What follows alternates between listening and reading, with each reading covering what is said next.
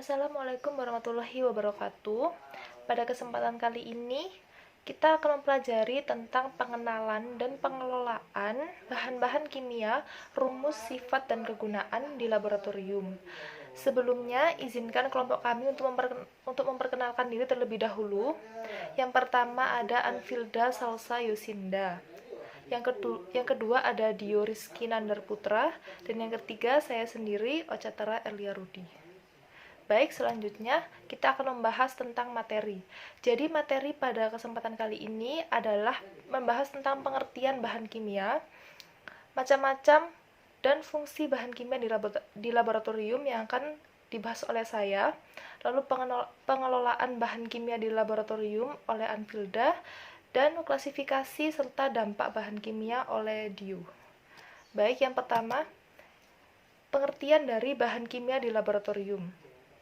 Jadi bahan kimia itu adalah sebuah senyawa atau zat murni yang dia itu campuran atau tunggal yang terdiri dari beragam elemen-elemen kimiawi. Contoh sederhananya adalah air. Nah, air itu kan terdiri dari dua unsur atom, yaitu atom H2 dan juga atom O. Nah, jika digabungkan, maka akan membentuk senyawa kimia. Nah, di laboratorium sendiri, itu banyak sekali bahan kimia yang beracun dan berbahaya. Oleh karena itu, kita itu harus tahu pengelolaan dari bahan kimia itu sendiri yang baik dan tepat, agar kita itu dapat menanggulangi tingkat beracun dari bahan kimia itu sendiri. Selanjutnya, kita akan membahas tentang macam-macam dan fungsi dari bahan kimia yang ada di laboratorium. Yang saya jelaskan kali ini adalah yang sering kita jumpai di laboratorium. Yang pertama ada amoniak. Amoniak ini digunakan untuk obat-obatan bahan campuran pupuk urea juga. Yang kedua ada asam sulfat atau H2O, H2SO4, yaitu sering digunakan sebagai chemical reagent di laboratorium analisa.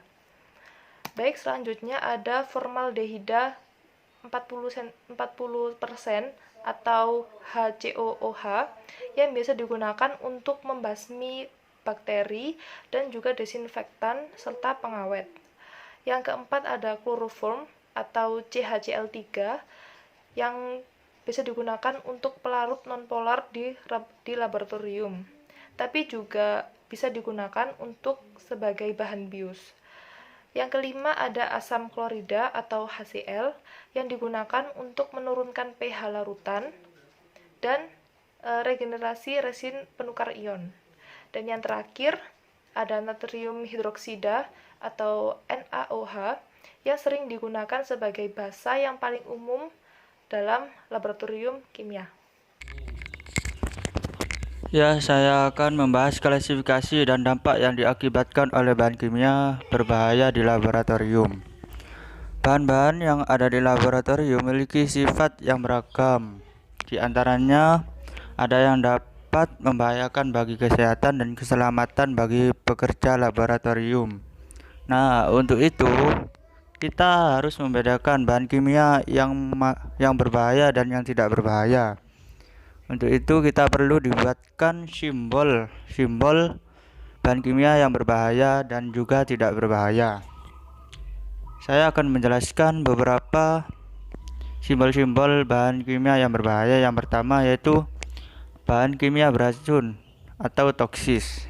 Bentuknya seperti tengkorak dan juga ada tulang-tulangnya.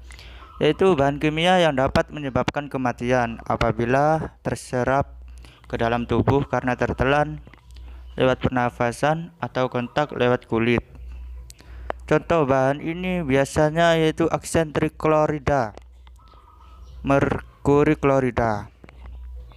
Oke, nomor 2, bahan kimia korosif atau korosif. Bentuknya seperti pipet yang terkena tangan. Nah, seperti itulah gambarnya. Yaitu bahan yang dapat mengakibatkan kerusakan berupa luka, peradangan, iritasi atau gatal-gatal, dan sentilisasi atau jaringan menjadi amat peka terhadap bahan kimia. apabila kontak dengan jaringan tubuh atau bahan lainnya. Oke, next.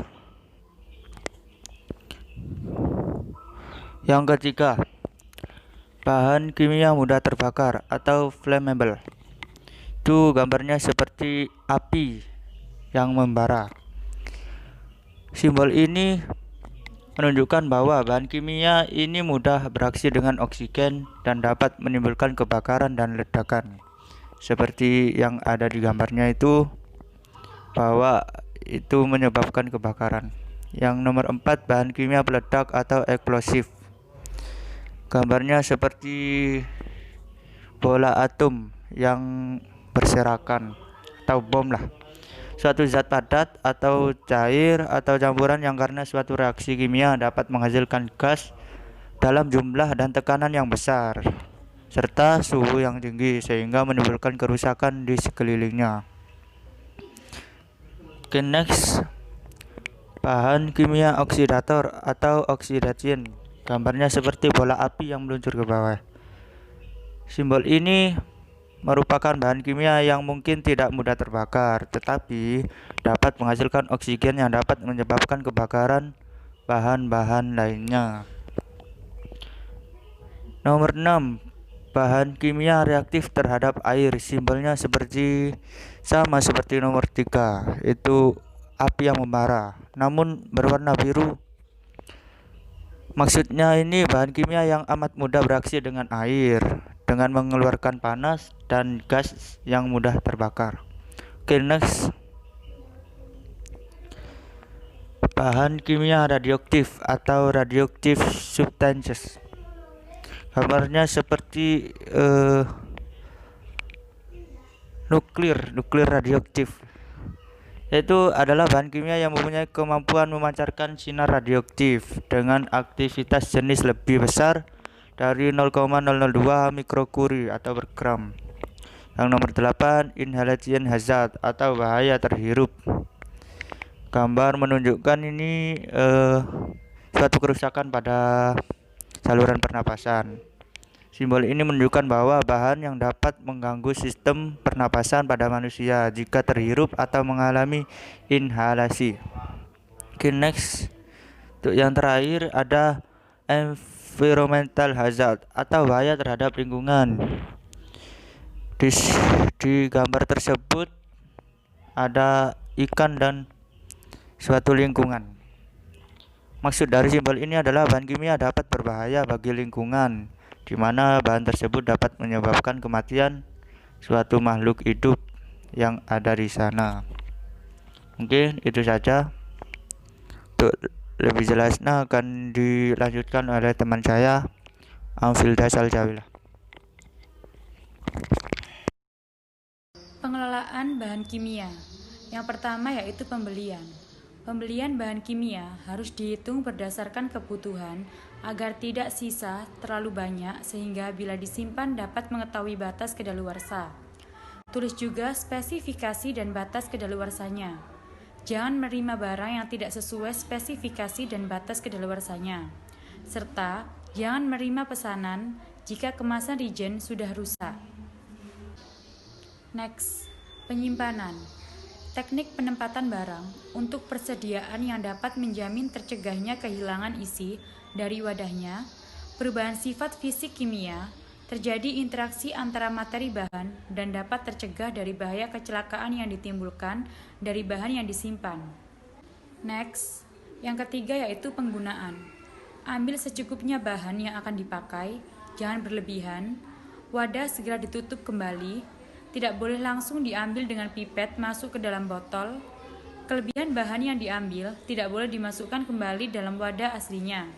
Serta beri label yang jelas dari hasil pembuatan regen yang baru. Next, terakhir yaitu pembuangan limbah. Jadi, seluruh limbah yang mengandung bahan kimia yang telah diolah dan dibuang ke badan air harus sesuai dengan baku mutu nasional dan daerah. Hal ini dilakukan untuk melindungi air permukaan dan juga untuk menjaga kualitas limbah cair dari sistem pengolahan limbah. Perlu dilakukan pengecekan kualitas air pada air limbah yang telah diolah dengan mengambil sampel pada titik akhir pembuangan. Dari keseluruhan materi yang dapat kami sampaikan, kami dapat menyimpulkan bahwa bahan kimia adalah bahan yang berasal dari alam atau tangan manusia yang komponen penyusun zatnya berupa senyawa tunggal atau gabungan dari beberapa zat atau senyawa lainnya. Bahan kimia merupakan kebutuhan mutlak bagi suatu laboratorium yang digunakan dalam kegiatan praktikum. Ada beberapa klasifikasi bahan kimia. Bahan kimia yang berbahaya dengan ciri mudah terbakar, mudah meledak, korosif, dan beracun. Sekian presentasi dari kelompok kami. Bila ada salah kata, mohon dimaafkan. Wassalamualaikum warahmatullahi wabarakatuh.